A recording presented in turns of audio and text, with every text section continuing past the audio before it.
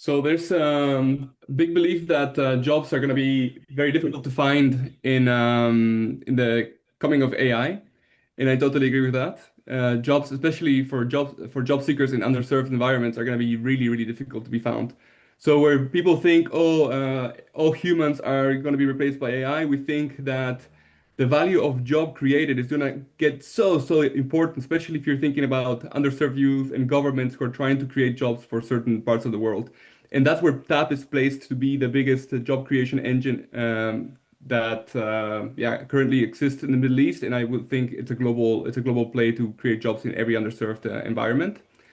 So the typical issue is that there's a lot of youth who are really smart. They have done everything correctly to get a job, yet they remain unemployed, basically because there's no local opportunities.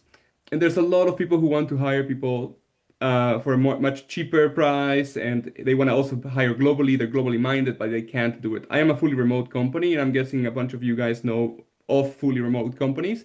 But the issue is that there's no way to connect these two worlds. They remain invisible to each other. There's no trust. There's lack of a system that brings it together. And that's what basically TAP is building. We're building a platform that enables underserved youth to come into an environment where they get all the support they need to get a job. Imagine Bayan gets screened by us, and immediately she has 50 or 60 people who will support her in her journey. These people come from all the top companies in the world, and she's going to be equipped with networks and support and so on. But what we'll also be able to do is to get an assessment from these people, from all these best top companies, whether Bayan is ready for the job. So we're doing an AI assessment together with a human assessment and turning Bayan into somebody who was not networked, who had no brand, into somebody who's networked and is highly branded now. Um, we have, and we're building a platform that manages all of this, and it's incredibly smart. So everything in the platform is done obviously through an AI system, LLMs, etc. So you can think of TAP as this environment that brings all this energy from all these professionals all over the world who are volunteers working in these top companies and channels it to these youth in underserved communities. And all of this channeling and this orchestrating is being done by AI systems. Um, what happens in the end is that Bayan gets a job. We have been creating a lot of jobs.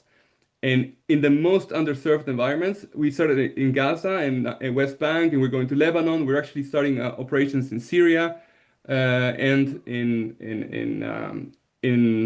Kenya with Sudani refugees.